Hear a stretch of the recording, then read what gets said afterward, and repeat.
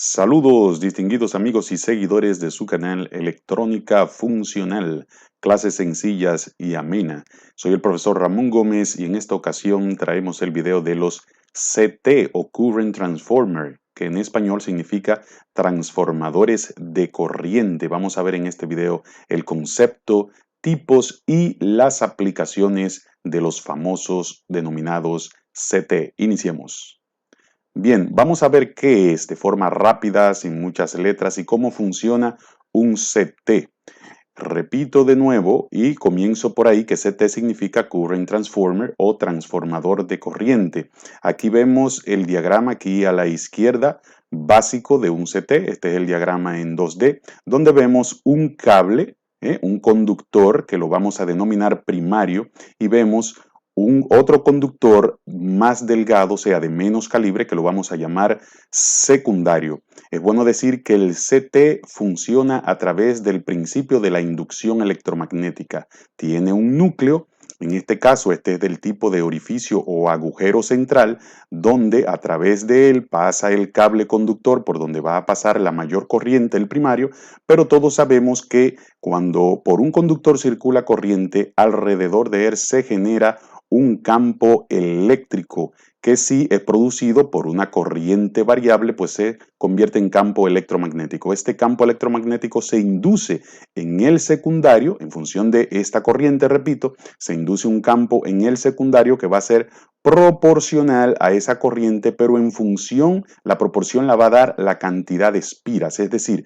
aquí vamos a ver esto como si fuese una sola espira y aquí pueden haber N espiras, pueden haber 100, 200 o miles de espiras. De manera que podemos obtener, si colocamos un amperímetro, una corriente que va a ser una relación escalar de la corriente primaria. Bien, es decir, si la relación es, por ejemplo, 1 es a 100, significa que por cada ampere que circule por el primario vamos a tener 100 miliamperes, o sea, aquí de este lado la corriente obviamente va a ser más pequeña porque es una corriente inducida. Entonces necesita un núcleo obviamente a través del cual se va a canalizar el campo electromagnético. Ese núcleo puede ser de hierro o de ferrita dependiendo de la frecuencia de la señal con la que estemos trabajando. Aquí a la derecha estamos viendo ya una imagen, es la misma, pero aquí está más o menos en 3D, ¿no? Parecido a 3D, donde podemos ver que el cable no toca, no debe tocar el núcleo, simplemente pasar a través de él porque en el núcleo se aprovecha la inducción,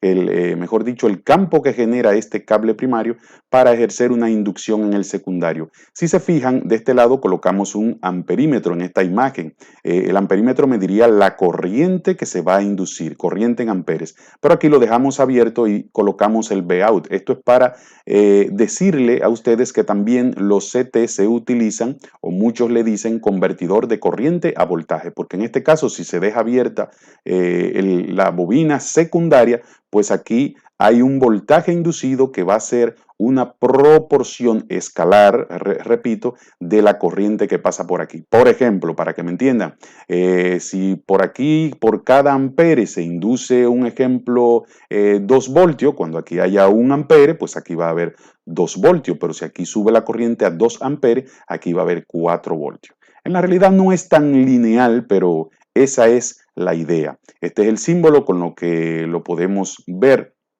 en los esquemas electrónicos, de manera que el cable primario, que suele ser una sola espira, pasa a través del devanado secundario, donde se induce entonces la corriente escalar que va a ser proporcional. Bien, sigamos. Es bueno decir, antes de seguir, sí, ya olvidaba decirle esto, que en este tipo de CT que estamos explicando en este video, trabajan con corriente alterna. O sea, estamos trabajando con unos CT cuya inducción se realiza por la corriente variable en el tiempo y aplica lo que es las leyes de Lenz, de Faraday y de todos estos estudiosos que han trabajado con las teorías de electromagnetismo, la que dice que para haber una inducción electromagnética, la energía que lo produce debe de ser variable. También se puede, para que estemos claros con eso, inducir aun cuando la corriente es DC, pero la metodología es otra que trabajaremos con ella en un próximo video. Bien, así que sigamos.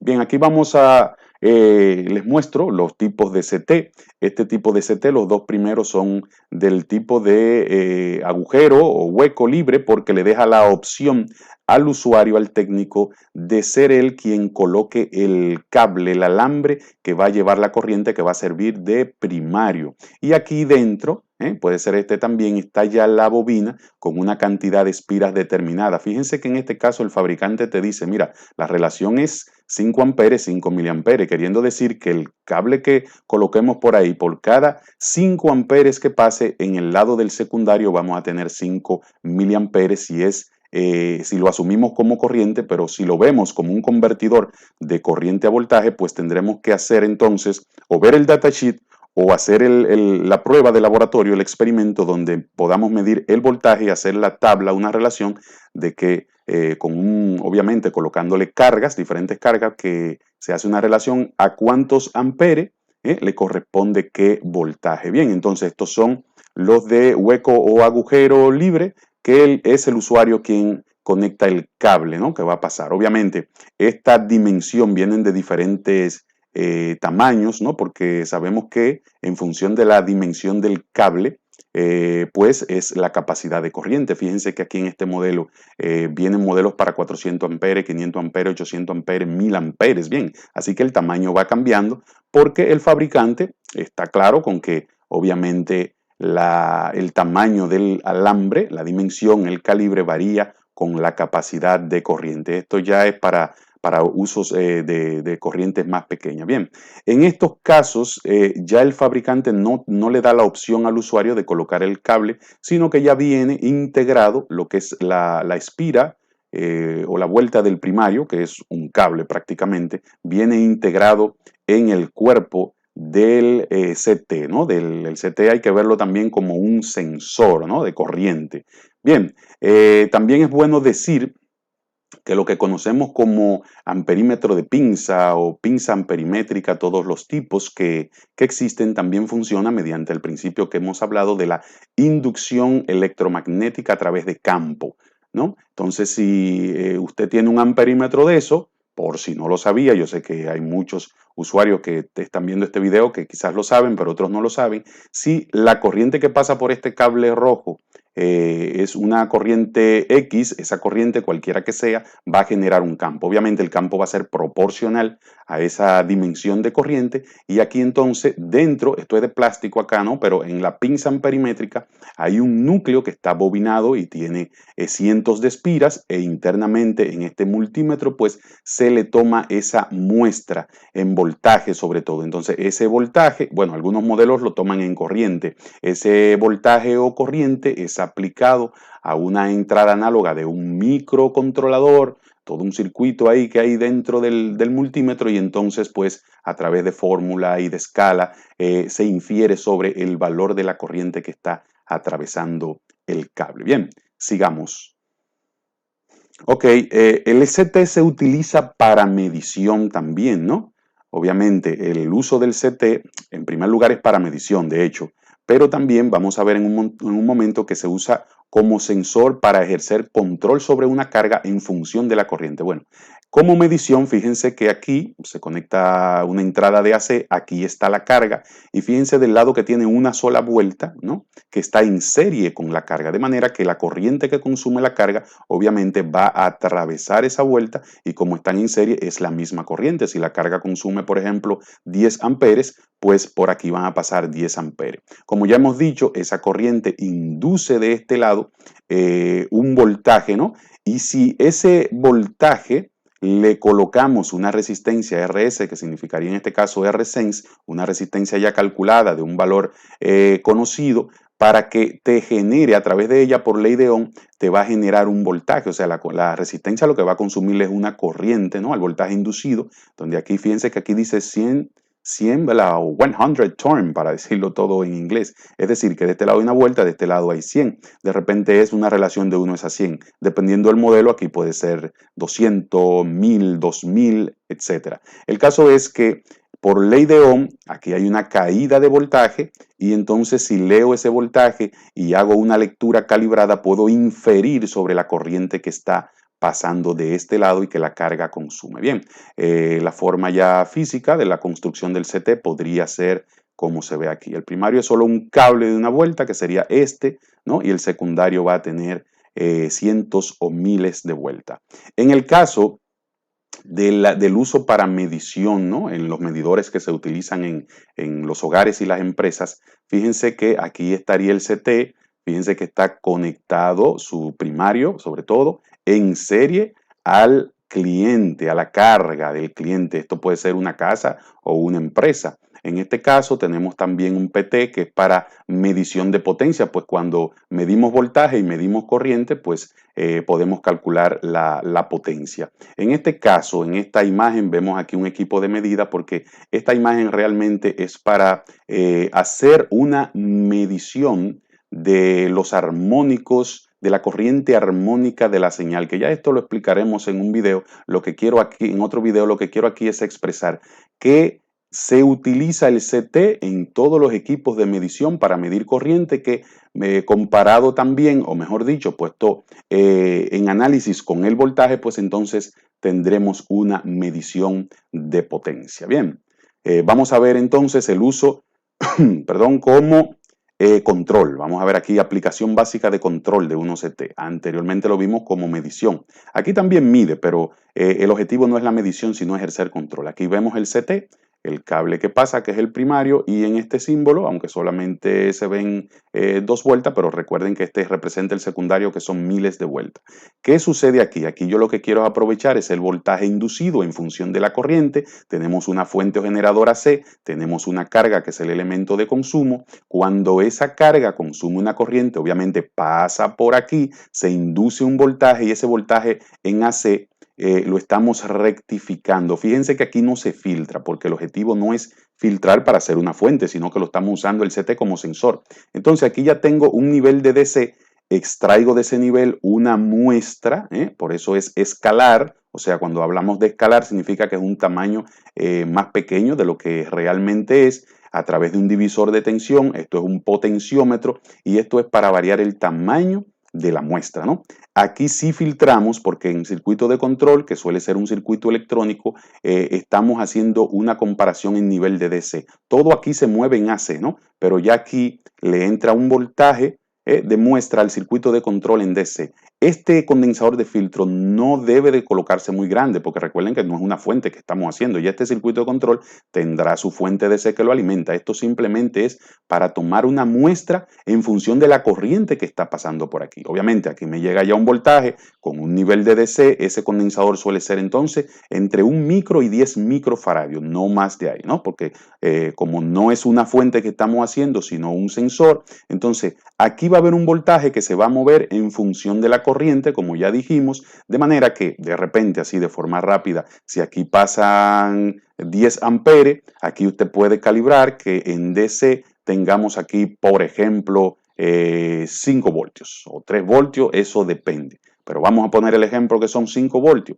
Obviamente, si ya usted hizo esa calibración en su laboratorio, cuando esta carga consuma más de 10 amperes, obviamente que aquí el voltaje ya no va a ser de 5, va a ser de 6, 6.5, 7, etc. El circuito de control debe de estar calibrado y ajustado dependiendo de lo que se quiera. Inmediatamente ve que esto aumentó el tamaño de la muestra, pues ejerce un control sobre esa fuente. Puede ser que limite la corriente a no más de 10 amperes, y ese es el límite que usted dispuso, o puede ser incluso que mande a apagar esa fuente o generador por una cuestión de sobrecarga, de manera que lo estamos usando como un sensor de corriente para ejercer un control y proteger una fuente contra sobrecarga. Este es el objetivo de este circuito. Bien, sigamos. Aquí vemos una aplicación un poquito más compleja, pero fíjense aquí el CT. Esto es un cargador completo para baterías. Ese cargador completo, su objetivo es, a través de la corriente que censo aquí en la entrada del cargador, tengo un componente denominado TRIAC, no sé si lo conocen, pero más adelante también vamos a hacer un video de tiristores. La intención es que a través de ese CT vamos a generar una señal que el circuito de control aquí que vemos te va a generar a su vez unos pulsos de control sobre el TRIAC para mantener en la carga de baterías una corriente constante.